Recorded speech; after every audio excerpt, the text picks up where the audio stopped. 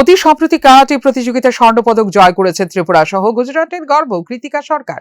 ক্রীড়া ক্ষেত্রে নৈপুণ্য প্রদর্শন করার পর আজ আগরতলার এমবিবি বিমানবন্দরে মোহনপুরের নর্মদেশ্বর শিবলিঙ্গ এবং বীর হনুমান মন্দির রাষ্ট্রের পক্ষ থেকে এই ক্রীড়াবিদকে সংবর্ধনা জানানো হয়। এখানে উল্লেখ করা প্রয়োজন, কৃতিকা এই রাজ্যের একমাত্র মেয়ে যে কারাটে প্রতিযোগিতায় স্বর্ণপদক জয় করেছে।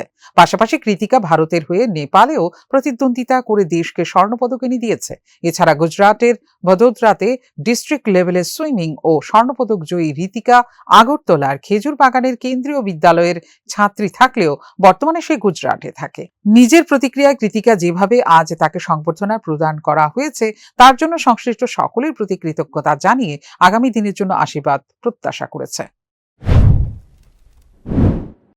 সবচেয়ে বেলা তো আমি বলতে চাই আপনার সবাইকে থ্যাংক ইউ কি আমার জন্য এরকম সব করেছ। আরও আপনি সবাই আমাকে আশীর্বাদ করো কি আমি আগে গিয়ে আরও ভালো করতে পারি, আর ত্রিপুরা গুজরাট আর দেশের নাম আগে নিয়ে গিয়ে ভালো করতে পারি।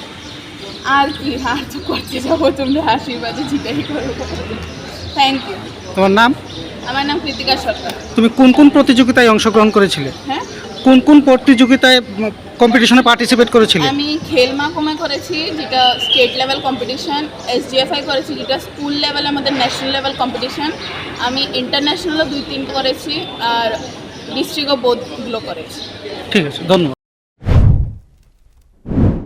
এখানে উল্লেখ করা প্রয়োজন, যেভাবে ত্রিপুরার কৃতিকা গোটা দেশকে গর্বিত করে চলেছে তার পরিপ্রেক্ষিতে আমরা এটুকু বলতে পারি, এই কৃতিকারা প্রকৃতপক্ষে রাজ্য তথা দেশের গর্ব।